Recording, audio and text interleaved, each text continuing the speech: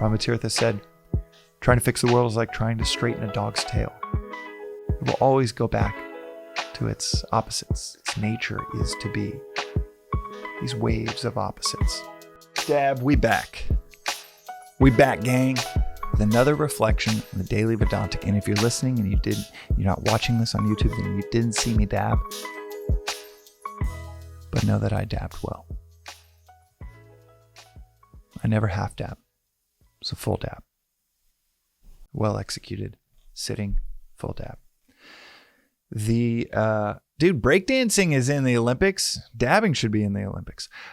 Today's reflection, though, has little to do with dabbing and has a whole lot to do with expectation management. In other words, the root of all frustration.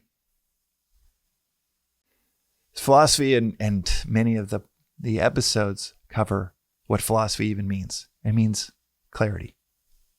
It is not some esoteric, academic, irrelevant pursuit. It is the pursuit of clarity. It means the love of wisdom, philosophia. We take it from the Greeks, love of wisdom. But we often don't even know what we mean by love of wisdom. Those two words are defined within Vedanta, as I've noted before. Love is an identification within the philosophy of Vedanta. Identification, wisdom is the capacity to see the end in the beginning. It's clarity. So philosophy isn't perhaps just clarity, it's becoming clear. Seeing clear, or seeing clearly for proper grammar. Seeing clearly. It is identifying with clarity itself. Why is that important? Well, obviously in our day-to-day lives, you choose clarity over non-clarity. But certainly when it comes to a frustrating experience, one that we felt like we could have avoided, this philosophy helps untie so many knots. We've done episodes on the anatomy of fear. We did one recently on how to avoid self-sabotage. The pernicious through line between therapy, religion, and philosophy is how to avoid self-sabotage. But I don't know if we've ever talked about the root of all frustrations.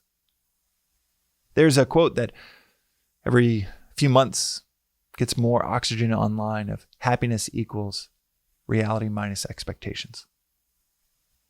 Meaning that your happiness is a function of your reality minus the expectations that you brought into that scenario. You thought you're going to breeze right through customs when your flight landed and there's a 2-hour delay.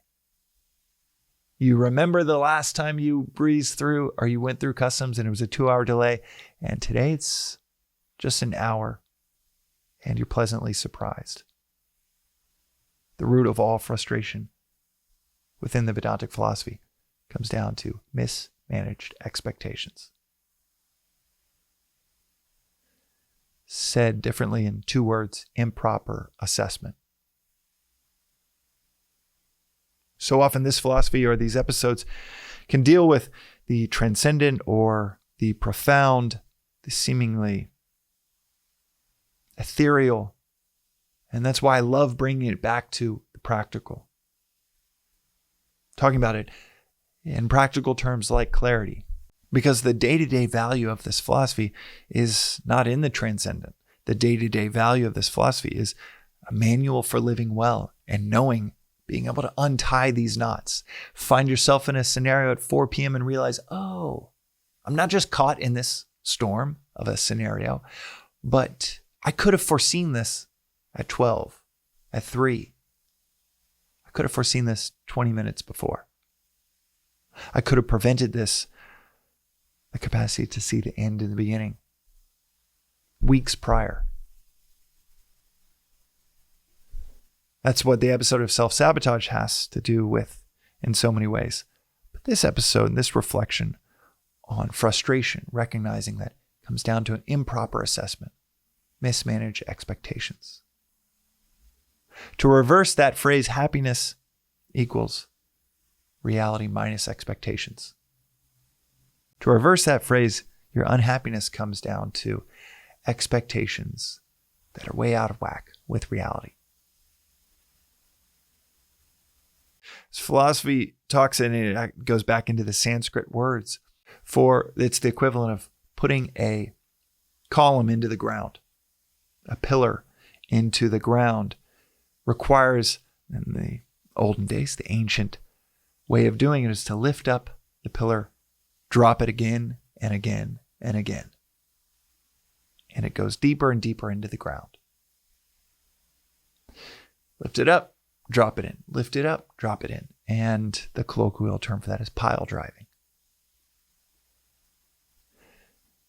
These concepts require pile driving, require being heard over and over and over again. That's that concept of driving the pillar into the ground has been a companion to this philosophy for thousands of years, because that's what transformative concepts, words,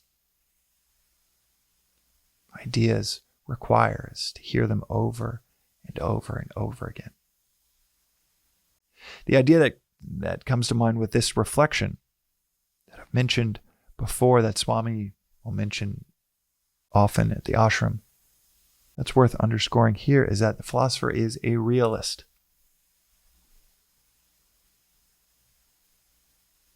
I think I said it 2 or 3 days ago that the pessimist sees the tunnel but not the light at the end of the tunnel.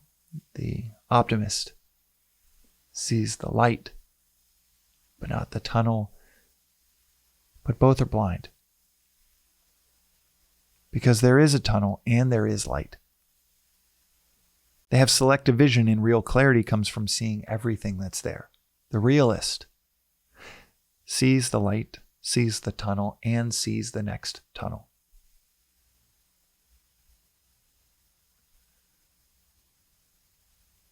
Mentioned it yesterday. The point worth pile driving, that to expect the worst as a pessimist is to be a pessimist, but to be prepared for the worst is to be a philosopher. So how do all of these concepts triangulate around frustration? That improper assessment is an assessment made without clarity. It is assessing and seeing the light, forgetting about the tunnel, and then being frustrated when it exists. That improper assessment is thinking, well, everybody's going to bend to my will if my will is strong enough. That's not how the world works. The improper assessment is, well, happiness is found outside of myself. If I can get everything organized just perfectly, get the bank account, the house, the car, the family, the friends, the weather just perfectly, I'll be satisfied. I'll be happy, because that's where it's at. Not knowing that that assessment is fricked from Jump Street, because happiness, as Schopenhauer said, is difficult to find within oneself, but impossible to find anywhere else. Happiness is an inside job.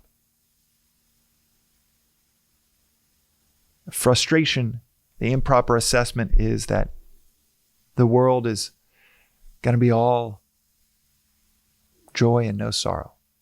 When this philosophy tells us over and over again so many profound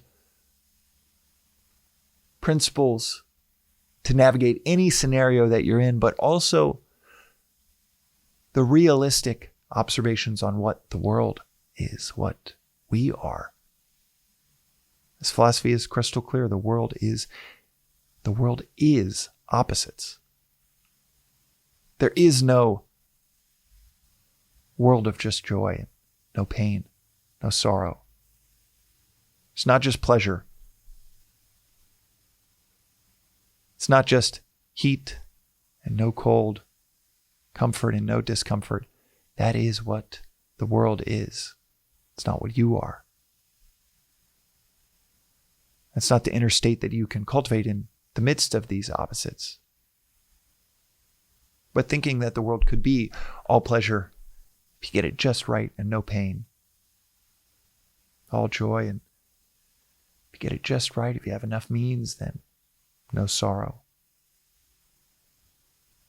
That is to be wildly unprepared for what the world is.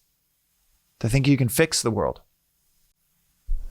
Ramatirtha said, trying to fix the world is like trying to straighten a dog's tail. It will always go back to its opposites. Its nature is to be these waves of opposites. So knowing these constellations of observations of reality, the world of ourselves, that helps build a proper assessment. Proper expectations. Proper assessment, proper expectations, independent of what's happening out there, can rid oneself of all frustrations in here. If the root of all frustration is mismanaged expectations, even just knowing that notion is powerful. To know, I'm wildly frustrated right now. What's going on? Oh, it's my expectation management that was out of whack.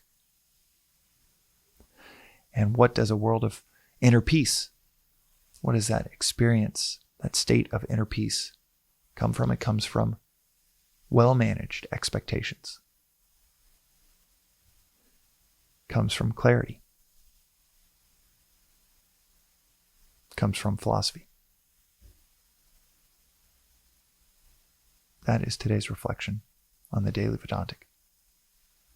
And if you want to experience a world without frustration, or even just a nice progressive experience of less and less and less frustration, take to a daily routinized, standardized, daily study and reflection of this philosophy. And those states of constant frustration, you start to live a daily life, a routinized, standardized daily life of study and reflection. Right when you get up before the rest of the world just takes you out of yourself. Start to live a life of daily study and reflection in those days of constant frustration. Fall by the wayside and feel like a distant memory. Within weeks and months of living deliberately. We'll see you next time.